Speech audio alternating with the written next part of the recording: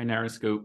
My name is Lee Tussman. I'm an artist and an educator, and I make artwork and games and other projects. And I also host a podcast, Artists and Hackers, and I'll have links to that at the end of this.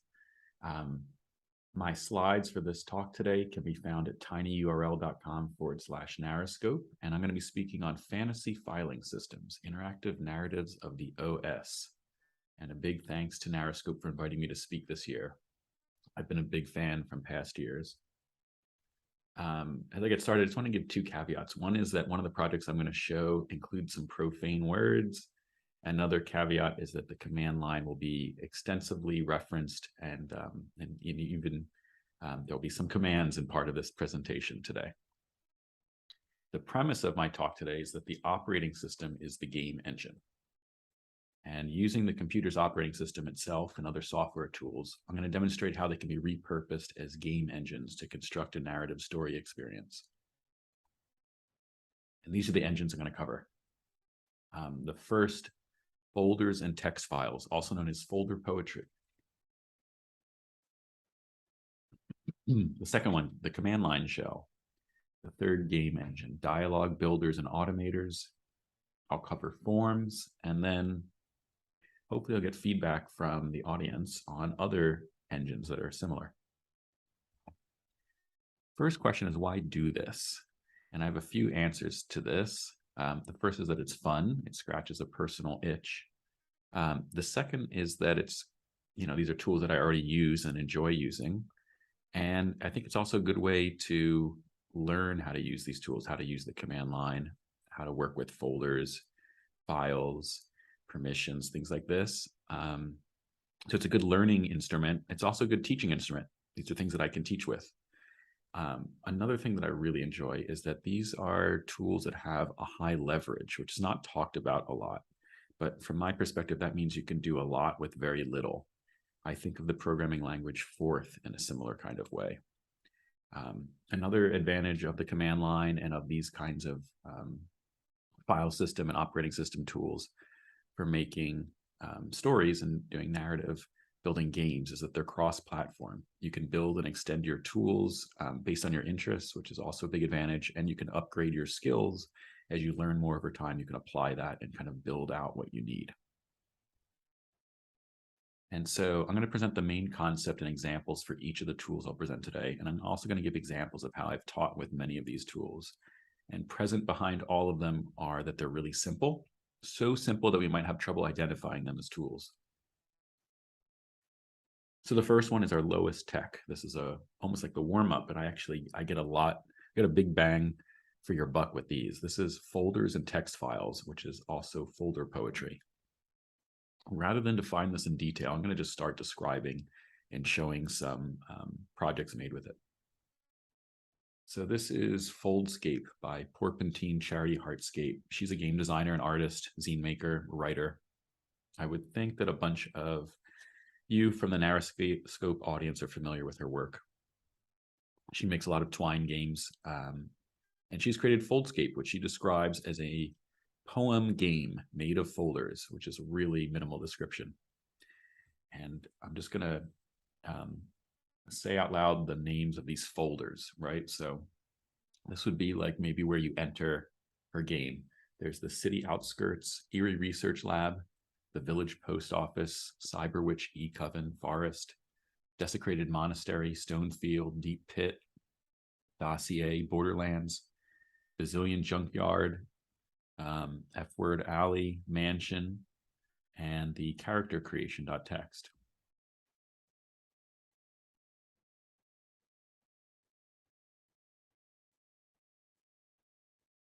Okay, so this video is not loading, so I might just describe this. I tried to shoot a video of going into the deep pit. So when you go into the deep pit, there's just a single folder inside of there, and that folder's name is Deeper. If you double click on it and go inside that folder, it says Deeper. If you double click on that and go inside, it says Deeper. It keeps doing that, right? You keep getting deeper and deeper and deeper. So this actually parallels that feeling of exploring and going deeper into a cave or deeper into a pit. Eventually, I'm not going to spoil what the experience is like, but eventually as you go through it, you do eventually, the folder names change. You start, going, maybe it takes a turn and takes you somewhere, and then eventually you get to a text file that you can open and read what's happening next. I really like playing Foldscape. I think this really opened my eyes onto different ways you can do world building with just text files and folders. At one point in Foldscape, in one of the text files, there's actually a link. And if you paste that into your web browser, it takes you to a Google document that's shared with other players of Foldscape, which I thought was a really interesting way to extend the tool, extend the engine.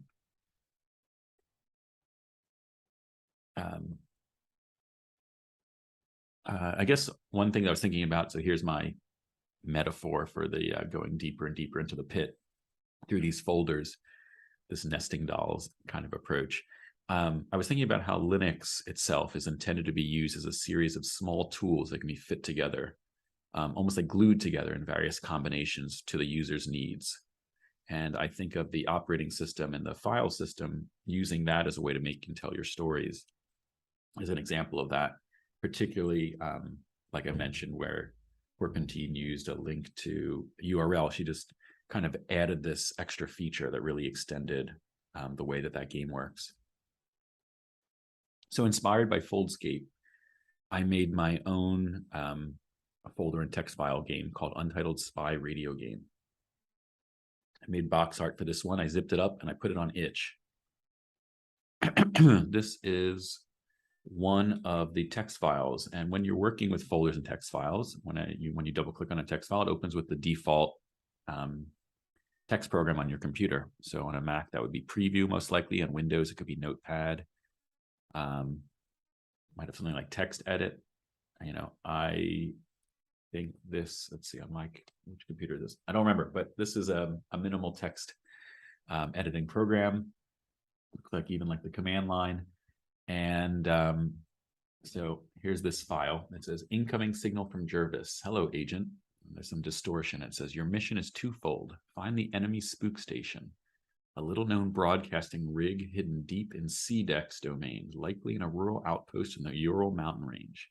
You must use your skills to sniff out the signal. And there's some more distortion. And it goes on from there. I'll let you read it yourself. At the end of this, you can say, it says, choose one. And there's an empty box. Tapped signal response. I accept this mission heartily, though it may result in my death. Or the second one, laser ignited return beam response. I perform this mission under duress. No further options. So you can type in a little X or put your own check mark and then save and close it if you'd like. Though I have not programmed it to change what happens next in the game based off of that. On the left, you can see the folder when you open the game, right? I have a text file called the beginning.txt, which kind of explains what's going to happen and sets up the game. There's inventory.txt, tradervermin.txt, and then there's a folder that says your next steps. So one would hope that you would know you'd open the text file, maybe all three of them in order, and then go into your next steps to proceed. I have a screenshot of one of the final text files that you'll get to in the game if you win. Now, I show these to students. I show Foldscape and Untitled Spy Radio Game, and then I task students with making their own. And creating a folder poetry game in this style requires students to learn and understand directory structure. And I found that students in my own new media classes, as well as my computer science classes, often struggle with this. And I've talked to many other faculty at my university and others, and we've kind of shared that we have challenges with our students with this. And I'm just speculating here. My guess is that this is at least partly a result of students being taught with Google products like Chromebooks and using Google Drive, like a stuffed shoebox approach to file management. And as digital natives, they don't inherently understand the desktop metaphor. So I actually have to spend time with my students talking through the desktop metaphor about file paths, about the structure of our computers. In this way, creating what appears to be a simple folder and text file game not only gives opportunities for creative world building, but also skills, including organization, what a text editor is, how to use one, file paths, file extensions. Even though you might consider this to be a very constrained environment, my students also extend their games in many directions. They'll add Animated GIFs is very popular, video files, MP3 files that you're supposed to listen to as you play. Sometimes even files that themselves are URL links that take you to content on the internet that extend the game in different ways. So it's really open-ended. Doesn't require any knowledge of coding. It's like coding light. This is like a way to set them up to understand certain basics before we get into some of the coding that we do in other parts of my courses. Folder poetry is related to these forms. Melanie Hoff uses this term when she teaches workshops in the practice of using the structure of a computer folder organization as a new kind of poetic form, which she compares to other forms like haiku or iambic pentameter. And I wanted to point out some of the practices that Melanie teaches with folder poetry. She asks, what happens if we think of a computer and its logic as quirky constraints to push and pull against that can be used as a medium for expression in poetry? A file is an object on a computer that stores data, information, settings, or commands used with computer programs. And she points out that modern computing is based on this analogy between computers and file cabinets, that desktop metaphor I mentioned. And we store files on disks, we write records, and we organize files into folders, which is file cabinet language. She adds some basic rules so that students don't get tripped up, essentially. And I think these are really smart, and I have my students follow these too. So she uses all lowercase file names and folder names, no dashes. She instructs her students this way: all lowercase file names and folder names, no spaces. Use dashes or underscores instead of spaces, such as my_file.txt. And all files should have a file extension at the end, such as .txt. With these basic rules, this really does eliminate a bunch of issues that I might get into sometimes when I'm teaching my students, particularly as we progress to the command line. So for this next level of folder poetry and narrative using the operating system, I'm going to get into the command line interface. And I want to just first say that most of my students have no previous experience with this. They might even vaguely be aware it exists, or they might not have any idea this exists. They might have just no concept for it. So at this point, I want to point out some of the unique facets of it and why I even teach it, why I think it's important. These are just a few. You could probably think of many others. So the first is that it's built into all computers, from the laptops my students use to Raspberry Pi, which I teach a lot, even to the phone. Although there's some extra hoops to use it on the phone. But anyway, it's available anywhere, everywhere. It's initially esoteric, but these are really useful skills. It's another advantage to using the command line because it's so universal. I wrote this one as easy to begin, hard to master. And I think of that sort of like chess or Go, where you can learn just a few things, but actually you can take it really far, and you can go down a rabbit hole and learn more and more and more and put it to use. Another thing that I don't want to underestimate in 2022 is that for my students and even for myself, it feels like forbidden knowledge. It's very cyberpunky, hackery, which is a great feeling. I think my students love that feeling. But maybe even more important, there's a lot of longevity here. A lot of the commands, tools are 50 years old or more. That's pretty incredible. It's going to outlast processing and Java applets and other websites that I have my students make and learn about in classes. I think there's something exciting about that. Okay, I also want to mention some of the cons. Most obvious is that it's scary and it looks difficult, and students are worried they're going to break something, or that they won't understand, or they'll get stuck. It's not immediately obvious that it's fun.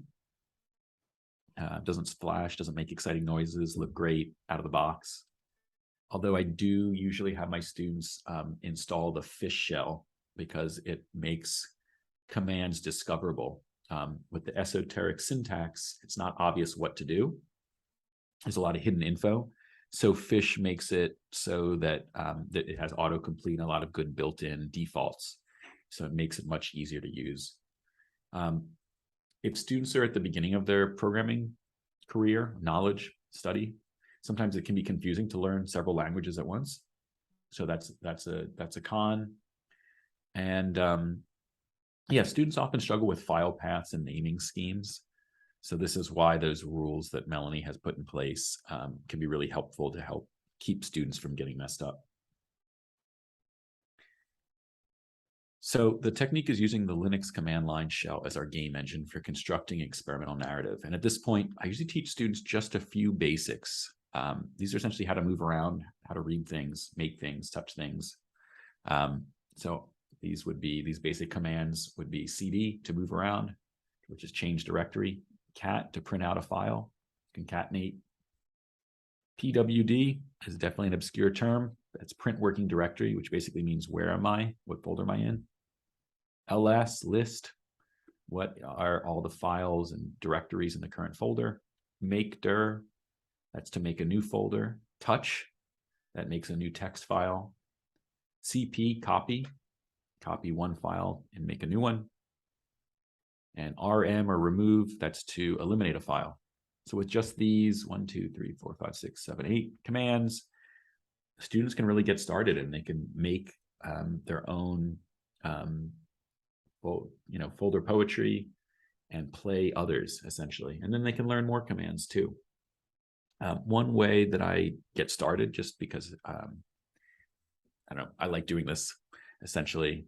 I have students make a refrigerator, just a way to get started as they're learning these bash commands. And, just to teach them about how we're navigating through directories, for example. And since we're constructing our narrative using folders and text files, I want it to be obvious to them that this branching narrative, it basically is the same as other branching narratives and stories, right? They might play. For example, here I've added the tree program. Tree is built into most,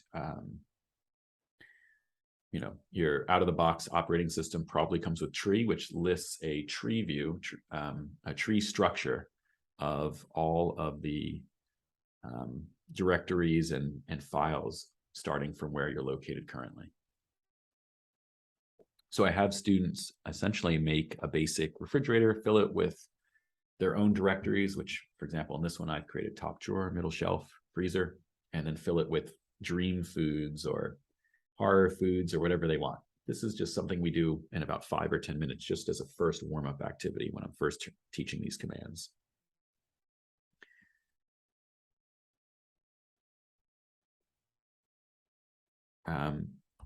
Okay, so that brings me to the first game that I want to show. This is Terminal Town. Sorry, the first command line game I want to show. This is Terminal Town. It's by Andy Wallace. Andy makes on itch.io. And in this, you can see it says, Andy's written, hello traveler.txt. And it prints out the information about this game that you're about to play. Welcome to Terminal Town. In here, every executable is an object or a person you can interact with.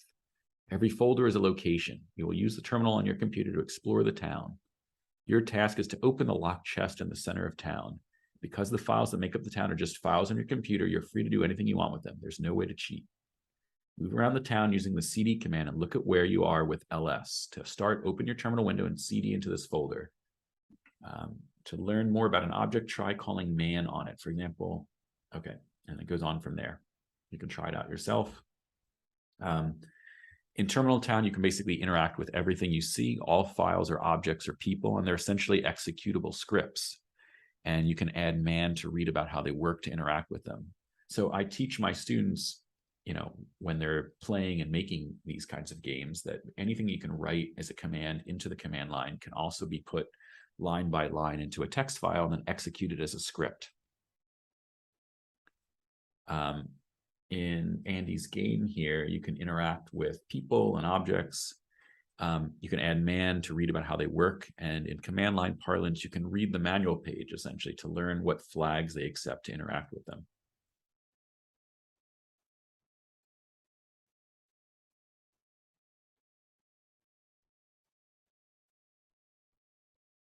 Okay, next project I want to show you is Oasis VR by Max Fowler.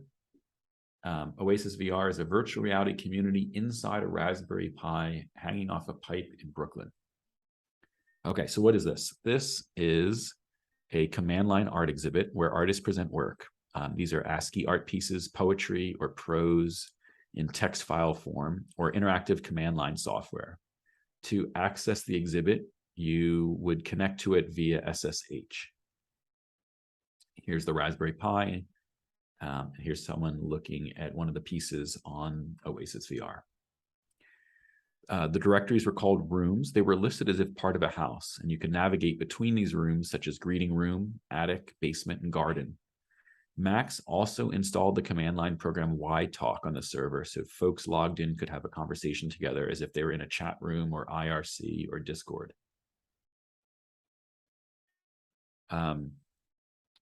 And if you've been doing this kind of thing for a long time, you might say, where have I seen or heard this before? There's a terminal, text chat, rooms you can visit, ASCII art, objects, or people in rooms you can interact with. Well, this might remind you as a toy or tiny version of the 1990s shared adventure games and environments called MUDs, multi-user dungeons. I used to play Mushes, multi-user simultaneous hallucinations. These are online text worlds that featured many multiple users. They had their own tiny scripting languages, which you could use to describe and create objects or to interact with them. We can think of these as early precedents to massive multiplayer online role-playing games like World of Warcraft or Minecraft. And I'm not going to go through the history of MUDs here or teach you how to make one. It's a fascinating and history, and people still play MUDs. I was active on a few in the early 90s, and I just wanted to point out some similarities of having rooms, scripts as objects we can interact with. We can use the built-in Linux commands to navigate and create these. And I'm not the only person to notice the similarity between MUDs and these custom OS folder structures and files.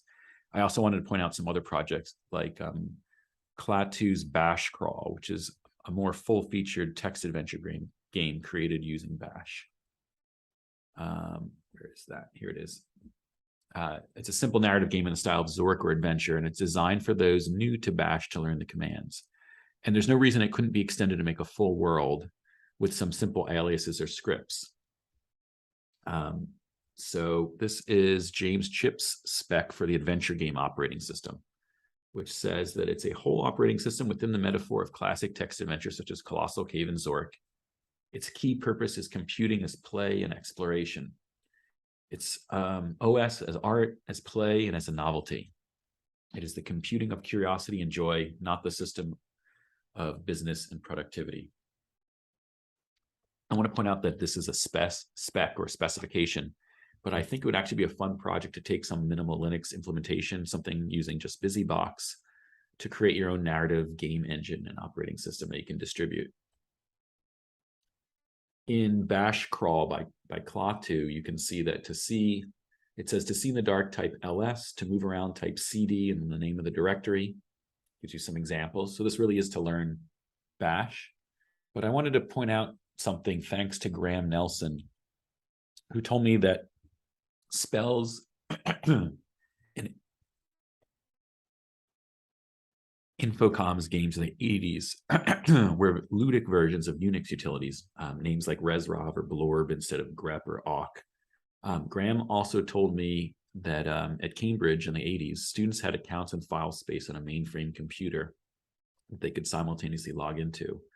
And you could grant access to your file space to other students. So 2 students, Mark Owen and Matthew Richards, created Mega, an anagram of game, which essentially formed a basic cooperatively built text world. When you arrived in someone's file space, it printed out the description file located there, and it also listed exits, which were other students' file spaces. This image is a facsimile. I made it. So apologies to Graham. This is not accurate recreation of how it worked, but just in my mind, a representation. And Graham and another student created Terra as a next generation version of Mega, which allowed you to create playable little programs that could be played when you visited your own space or someone else's space on the computer's file system. So in just a few minutes, I wrote my own Bash aliases or fish shell functions to approximate this way of working on one's own file system. So I wrote look, which essentially prints out a .description file if there is one inside the directory you're currently located in. So we're thinking of the current folder, the current directory as a room. If you write look and there's a dot directory, which is a hidden file, if that with a text, right? It's a hidden text file. You have a description inside the current room that you're in. It'll print that out when you write look. It'll also list the exits, and exits are just the other directories where we're located. And to list those directories, I just did ls hyphen capital D that lists all the current directories, but I wrote obvious exits. So again, these are just wrappers around basic Linux commands. And you could package these up, or you could run this in a subshell, for example. You could also distribute these. What all these preceding tools, engines, or specs have in common is that they're piggybacking off of the operating system, specifically the file system, and using mini programs and scripts. These are relatively minimal tools, though you could install and add in additional programs, and all of these are 40 years old. So moving forward in time to the late 80s and early 90s, I want to show you the tool Dialog and its cousin tools Zenity and Yap. At least I'll mention them. There's many others. These can be used on top of Bash as a way to get dialog boxes, although it's really a simulation, right? This is actually just ASCII text in color to look like dialog boxes. Dialog is written with a simple API, so you could use this inside a longer shell script as a self-contained narrative. This is my story, Secret Sound Shop. Again, using Dialog, which is 30 years old. And I actually used a tutorial when I was learning Dialog that was written in 1991. In addition to navigating various menus and yes/no options and dialog boxes, I have a background soundtrack, which essentially just wrote a background process to play an MP3 file using SOX, but you could use any built-in audio playing command line software. In my creating user interfaces classes, I start the semester off with AppleScript, since we have a classroom of Mac computers. Students open Automator, and then I teach them a very minimal version of AppleScript to make little stories. They can build simple branching narratives using the Automator software. On the left, it says set welcome message to take your shoes off before entering the building. Display dialog welcome message. On the right, there's some dialog boxes not related to that code on the left. It says, please enter your name. A student has written Sylvester. Another student wrote John Jacob Jingleheimer Schmidt.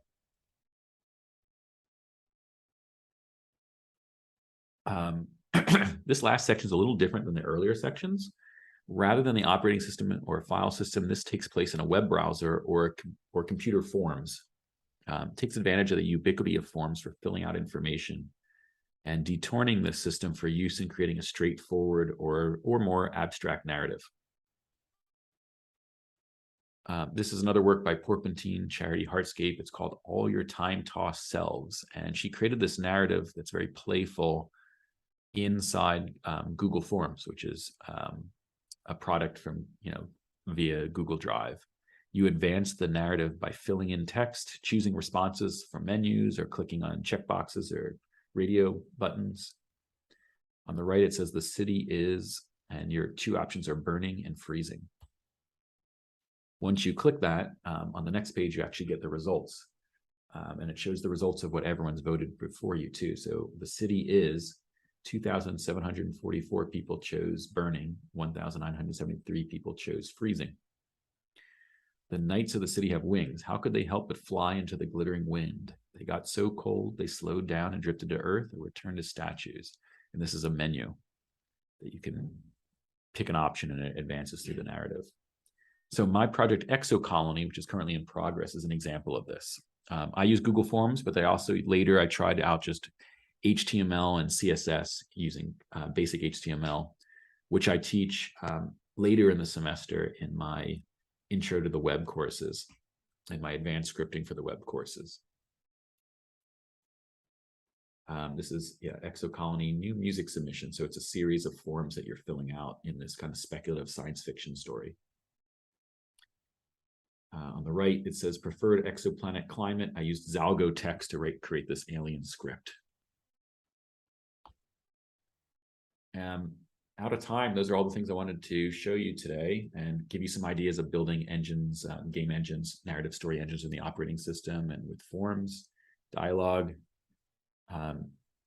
These slides, on the next slide, I'll show you the URL to get to these slides. These are all the games and projects that I covered. My name is Lee Tussman. You can visit my website, leetussman.com. I have a podcast called Artists and Hackers, and the slides are linked here. Thank you so much.